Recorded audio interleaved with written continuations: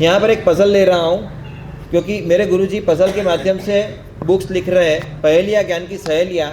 इसके अंदर आई हुई पज़ल मुझे बहुत मनपसंद है।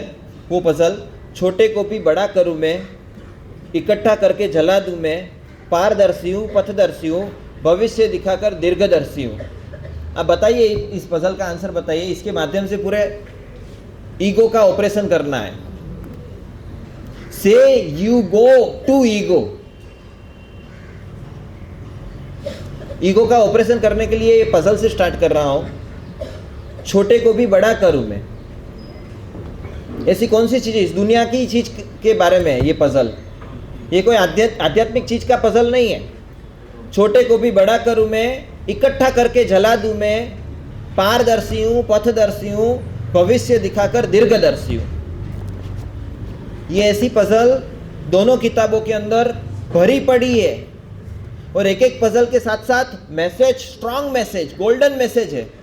और इसके ऊपर ओपन बुक एग्जाम भी है। 7 बुक्स है। 7 बुक्स में से ये 2 बुक्स भी है। इसके बड़े बड़े इनाम भी है। इनाम की बात छोड़ो, मगर इसमें इंटरेस्ट आए ऐसी बहुत सारी बातें हैं। इसमें से पहली एक पज़ल का मैं एग्जांपल दे रहा हूँ। छोटे को भी बड़ा करूँ, क्या है? हाँ, नहीं, आपकी दुनिया की चीज है। हाँ, हाँ, क्या? अरे मैंने क्या कहा? आध्यात्मिक चीज मत लाओ, अहंकार ऐसे दुर्गुणों को मत लाओ। आप जो दुनिया में देख रहे हो ऐसी कोई चीज, जैसे कि पत्थर को देखते हो, नदी पानी को देखते हो, पेड़ को देखते हो, इस प्रकार एक ऐसी चीज है कि जो छोटे को बड़ा कर देती है, इकट्ठा करके जला देती है, पारदर्शी भी है, पथदर्शी भी है और भविष्य दिखाकर दीर्घदर्शी भी है। कौन है? क्या? शीशा क्या करता है? छोटे को बड़ा कर देता है। हाँ हाँ, बोलिए बोलिए। हाँ, जैसे वो मिरर्स होते हैं ना, जिसमें बड़ा भी। आप क्या बोल रहे हो?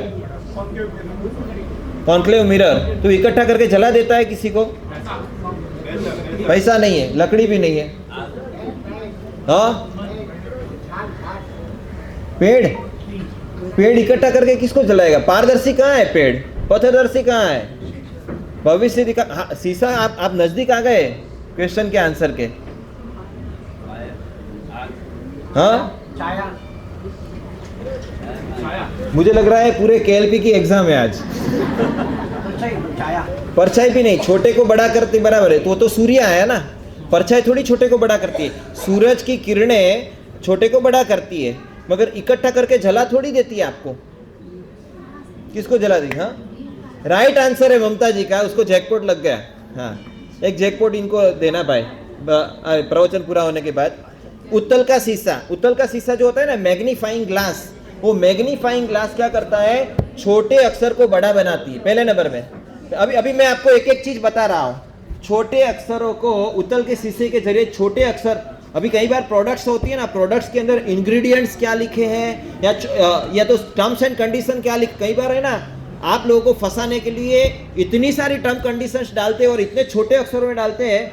आपको बोलते हैं सिग्नेचर कर दो, सिग्नेचर कर दो। अब सिग्नेचर, जो समझदार और विवेकी इंसान है वो सिग्नेचर नहीं करता है। वो क्या करता है? वो उत्तल का शीशा रखता है अपनी जेब में, और वो जब ऐसी कोई डील करनी हो तो वो क्या करता है? छोटे अक्षरों को बड़ा करके देखता है, पढ़ता है। इंग्लिश नहीं आता है तो उसका चैट जीपीटी में डालकर उसका ट्रांसलेट करके भी वो समझता है, छोटे अक्षर को बड़ा करते हैं। उसके लिए उत्तल का शीशा काम का है।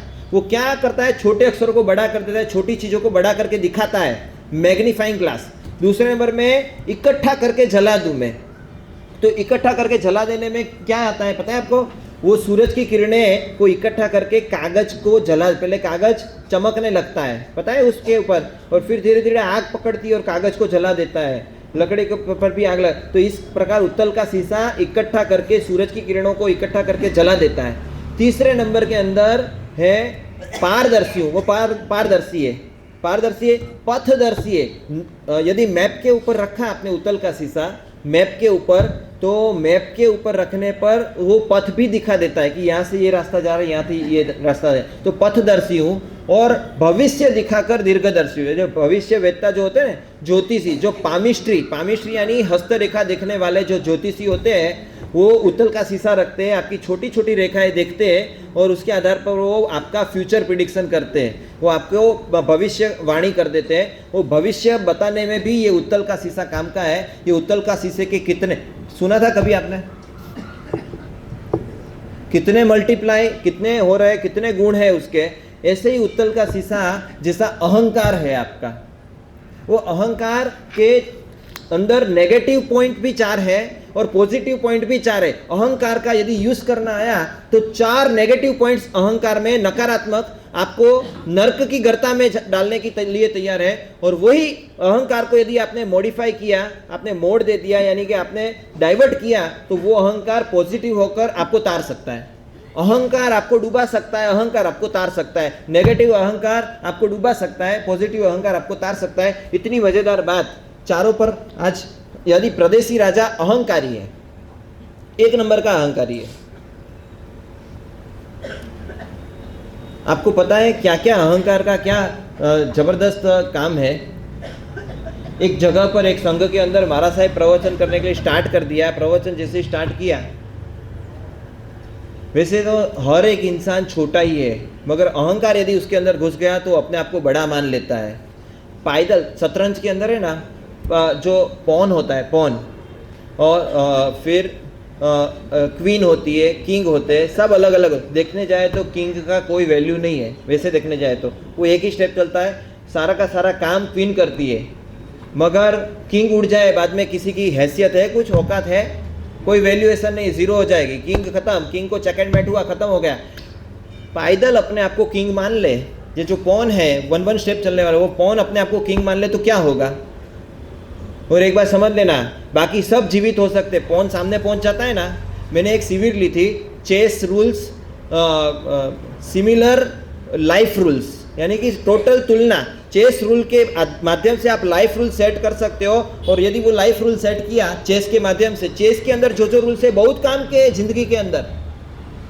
कोई भी सैनिक सामने कितना भी पहुंच जाए, पहुंचने के बाद वो क्वीन बना सकता है, हाथी बना सकता है, घोड़ा बना सकता है, कैमल मतलब कि ऊंट बना सकता है, मगर राजा वापिस जिंदा नहीं कर सकता है। वहां राजा गया तो सब कुछ गया।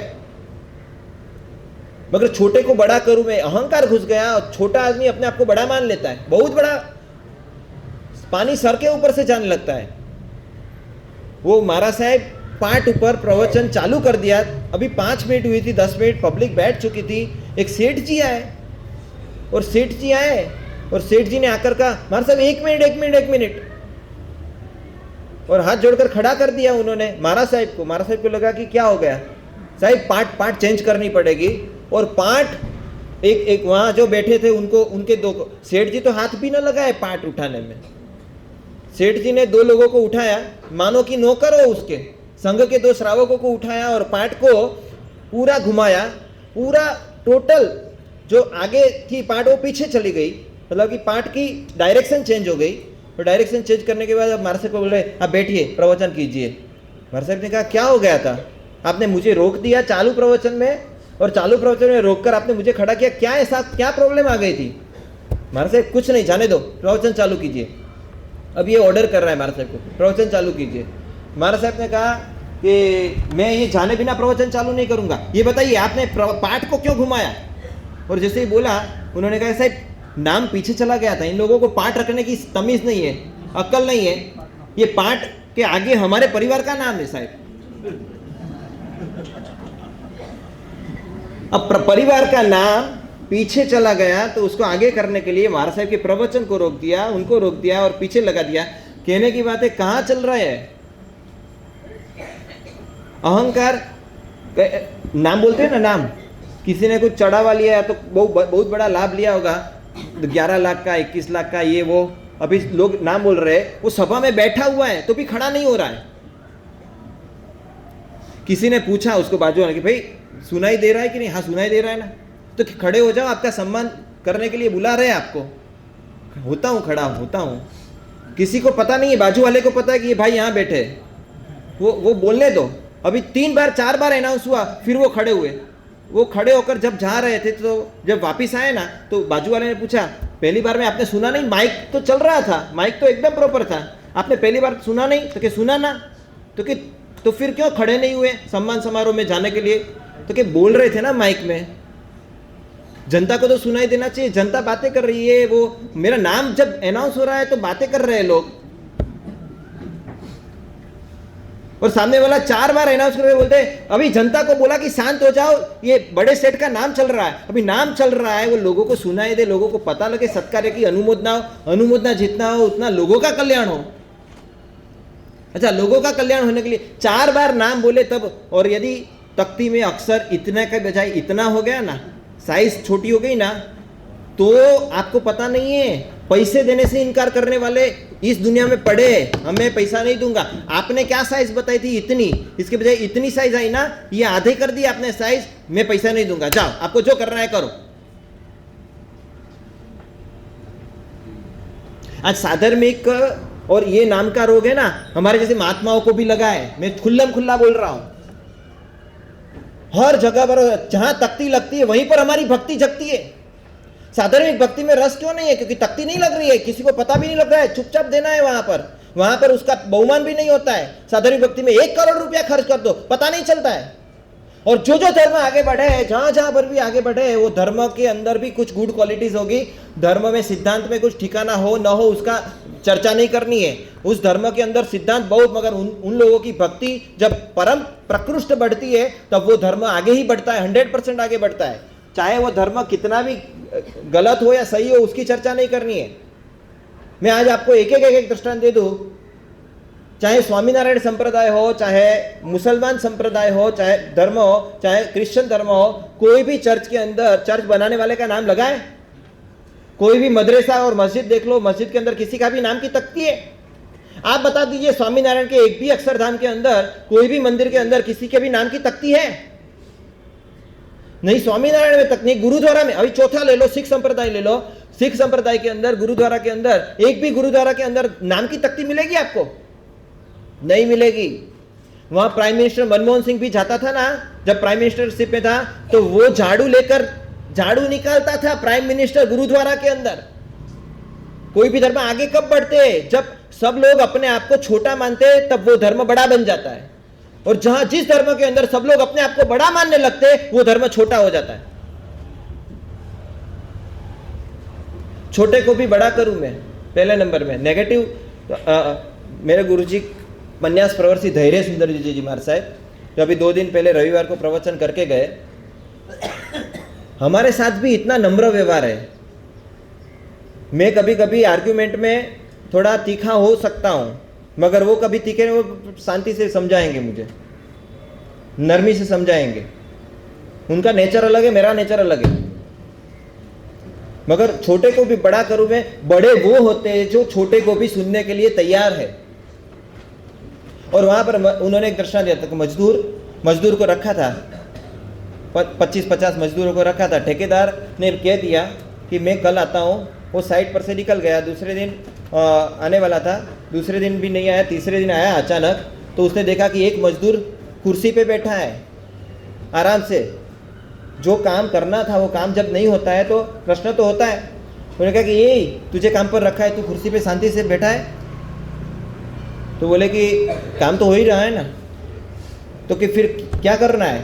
तो कि मैं आराम के मूड में हूँ। तो कि तुझे पैसे नहीं मिले, चलेगा?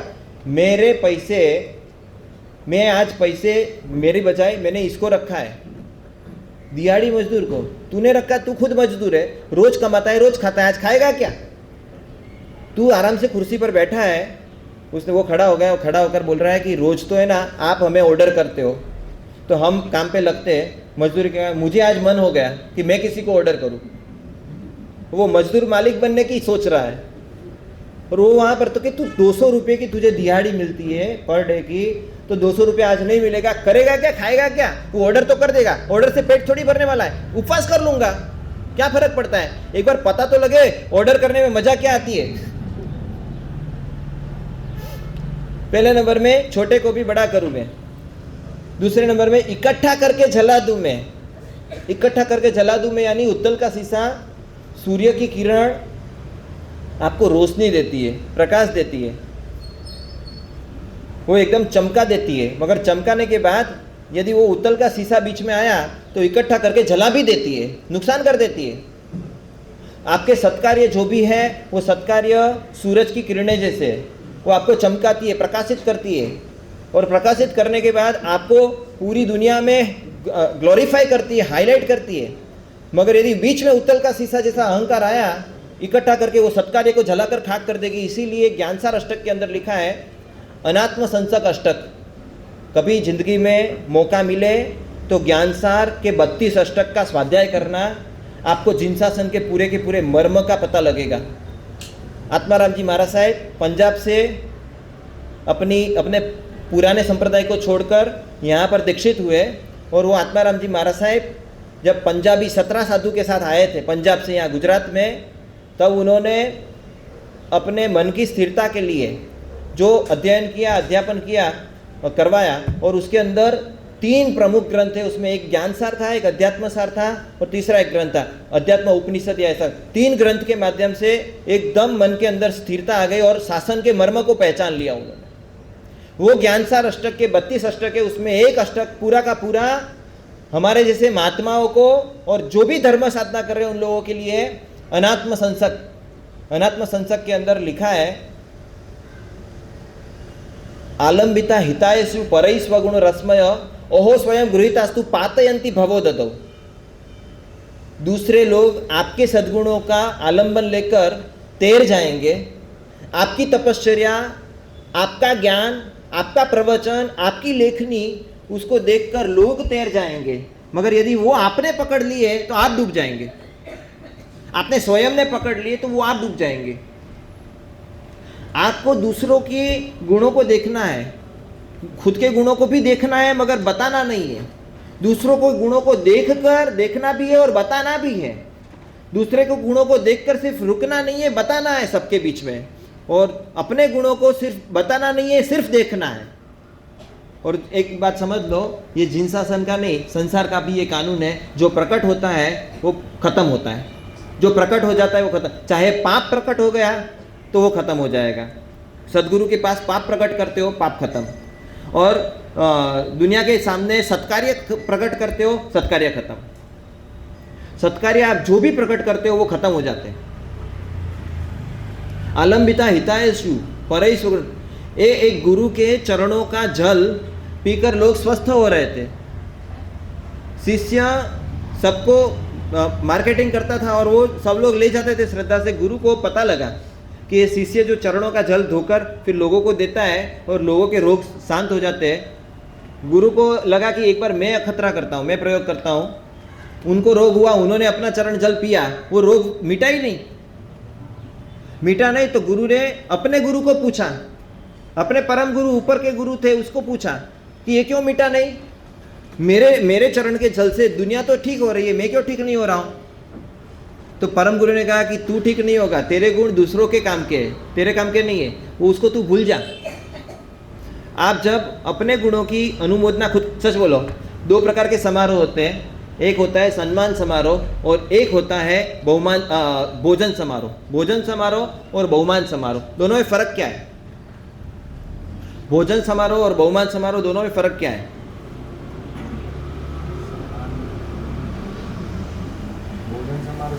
भोजन समारोह सबके लिए होता, बहुमान लिमिटेड। ये एक आपने बराबर बताया कि भोजन समारोह सबके लिए होता है, सब लोगों को खाना होता है, और बहुमान समारोह कुछ सिलेक्टेड लोगों के लिए होता है और उसको बुलाया जाता है स्टेज पर और उसका बहुमान किया जाता है, बराबर है।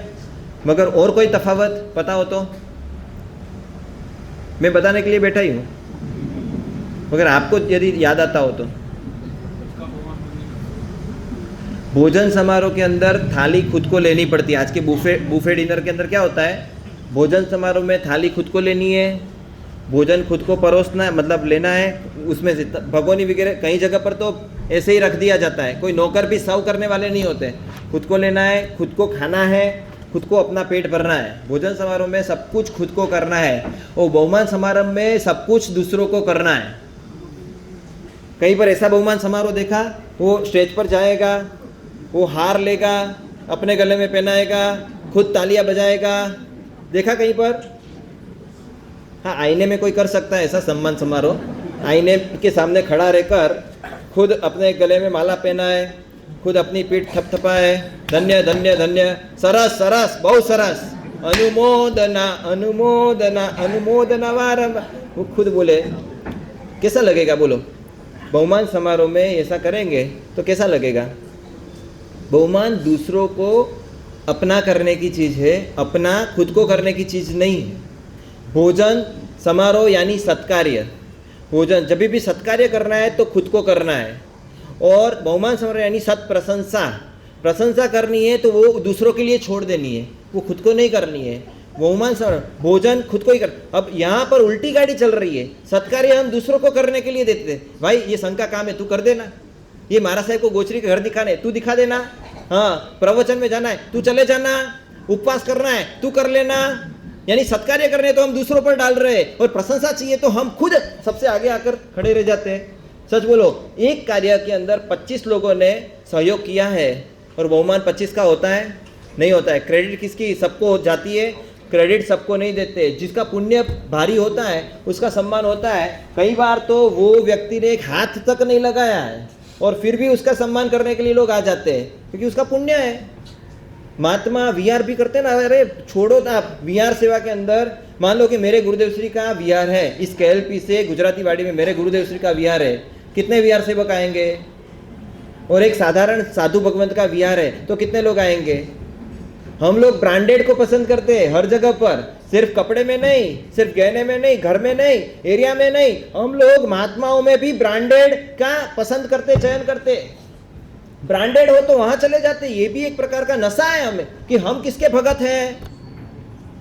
हम बड़े महाराज साहब के भगत हैं। ये भी ब्रांडेड, हमें हर चीज ब्रांडेड चाहिए। और कई लोग तो अहंकार का नशा कई लोगों के दिमाग में तो इतना सवार होता है कि वो भूल जाते हैं कि इसका अहंकार नहीं करना है। भाई आपको पता है कुछ लोग तो, हाँ मैं अपोलो में गया था और अपोलो के अंदर मुझे तो भाई जनरल वार्ड में जमता ही नहीं है। अपोलो वार्ड में कौन सा वार्ड? अभी रोगी हुआ है इसीलिए तो गया है तू हॉस्पिटल में। अरे भाई मेरे बाजू वाले बेड वाले को तो सिर्फ 2 बुखार, मुझे तो 4 डिग्री बुखार था भाई। अब 4 डिग्री का अहंकार करना है? सच बोलो, ये पागलपन नहीं है यार? सबको तो 2 डिग्री था, मुझे 4 डिग्री था, मुझे ज्यादा था। सबको तो भाई दूसरे स्टेज का कैंसर था, मुझे 4 स्टेज का कैंसर। सच बोलो, लोग इस प्रकार के अहंकार के अंदर जा रहे कि नहीं जा रहे? अभी मैं तो आश्चर्यचकित तब हुआ जब कोविड के टाइम में जब वैक्सीन स्टार्ट हुई ना, 16 जनवरी 2021 को सबसे पहला वैक्सीन स्टार्ट हुआ। और सबसे पहली वैक्सीन स्टार्ट हुई, लोग वैक्सीन लेने के लिए जाते थे ना। नहीं है मेरी कोई जाते हो नहीं जाते हो उसकी मुझे चर्चा नहीं करनी है। वैक्सीन लेने जैसी है नहीं लेने जैसी उसकी चर्चा नहीं करनी है। मगर मैं तब आश्चर्य में कि मैं गर्क हो गया। लोगों ने अपने मोबाइल के स्टेटस पर वैक्सीन लेने वाला फोटो अपलोड करके लाइक बटोरने का काम किया। लाइक बटोरने का काम? भाई वैक्सीन ले रहे हो, वैक्सीन किसको लेनी पड़ती है? महाराणा प्रताप ने कितनी वैक्सीन ली थी, फिर भी हट्टे कट्टे थे ना। आप तो कमजोर हो इसीलिए तो दवाई लेनी पड़ती है। दवाई लेने का अहंकार कौन करता है? मान लो कि ये तो दवाई भी नहीं है, दवाई के पहले प्रिकॉशन है, प्रिवेंशन है। और प्रिवेंशन में भी आप अहंकार कर रहे हो। ओ मैंने वैक्सीन लगवा ली। मानो कि कोई तख्ती लग रही हो, कोई 1 करोड़ का डोनेशन करके आप तख्ती लगवा रहे हो। तख्ती लगवाने की बात कुछ नहीं, कोई दान करना नहीं, आपको सील का पालन करना नहीं, कोई तपस्या करनी है, कोई संघर्ष करना नहीं, कोई साधना नहीं करनी है, आपको कोई भी साधना करने किए बिना सीधा ही क्रेडिट लेनी है। और कुछ लोगों के दिमाग में तो ऐसा नशा होता है, मुझे कैसे भी करके न्यूज़पेपर में आना है। अब न्यूज़पेपर में आने का रास्ता क्या? अभी मैं जो यदि अच्छा करके यदि न्यूज़पेपर में नहीं आ सकता हूँ तो मैं क्या कर सकता हूँ? चलो एक भाई ने तो ऊपर से जंप लगाया 3री मंजिल से, हड्डी टूटी, सब कुछ टूटा। और उसका फ्रंट पेज पर चेन्नई के न्यूज़पेपर के अंदर मान लो कि फ्रंट पेज पर आया, वो खुश हो रहा है। सब लोग उसकी सहायता पूछने आ रहे हैं कि भाई साहब आपको बुरा लगा, आपको कैसे गिर गए, स्लिप हो गए होंगे, ये हो गया वो हो गया होगा। नहीं, वो खुश थे, एकदम खुश थे। क्या आप खुश कैसे रह सकते हो? तो कि जिस कारण से मैंने ये पराक्रम किया था वो पराक्रम सफल हो गया मेरा। पराक्रम सफल हो गया। न्यूज़पेपर के फर्स्ट गुंडे लोग प्राय बुलाते, पता है तुम, नक्सली लोग खुद पत्रकारों को बुलाकर इंटरव्यू देते। क्यों देते इंटरव्यू? ताकि हमारी भी कुछ रहनी चाहिए भाई। हर बार अच्छे लोग नहीं आना चाहिए, हमारा भी तो नाम आना चाहिए न्यूज़पेपर में। रखता हूँ यहाँ पर, प्रदेशी राजा पर ऑपरेशन चलेगा, मजा आएगी आपको भी, और बहुत सारी बातें करनी है। गुरु की जरूरत क्या है, यदि मोक्ष लेना, एक प्रश्न यहाँ पर छोड़ रहा हूँ, परमात्मा, देव, गुरु, धर्म, तीन की जरूरत है मोक्ष में जाने के लिए, मगर मुझे एक प्रश्न का जवाब ढूंढ के लाना। परमात्मा की जरूरत, मोक्ष आपको पाना है, आपके कर्मों को आपको नष्ट करना है, आपको खत्म करना है। परमात्मा ने शास्त्रों में मार्ग दिखा दिया है, तो गुरु को बीच में लाने की जरूरत नहीं है। यदि गुरु मार्ग दिखा रहे हैं तो परमात्मा को लाने की जरूरत नहीं है। और वैसे देखने जाए तो दोनों को जरूरत नहीं है। वैसे देखने जाए तो आप साधना कर लो, आप मोक्ष प्राप्त कर लो, आप अपनी साधना से, पुरुषार्थ से, क्योंकि 5 कारण बताए, कर्म, काल, पुरुषार्थ, स्वभाव और टाइम, समय। तो ये 5 कारण में से पुरुषार्थ नाम का कारण आप एक्टिव कर लो और एक्टिव मोड पर चले जाओ। पुरुषार्थ करने से आपको मोक्ष मिलता है। आपको परमात्मा की जरूरत क्या है, गुरु की जरूरत क्या है, और आपके पुरुषार्थ की भी जरूरत क्या है। जब आपका टाइम होगा आपका मोक्ष हो जाएगा। हाँ, अक्रम विज्ञान है, अक्रम विज्ञान। आपको पता नहीं है कि ऐसा संप्रदाय अक्रम विज्ञान। तो मैं आपको पूछना चाहता हूँ, 24 घंटे मुझे जवाब ढूंढ कर लाना, देव, गुरु और धर्म तीनों की जरूरत क्या है, पोजीशन क्या है, और आपकी जिंदगी में अहमियत क्या है। बराबर है जीना।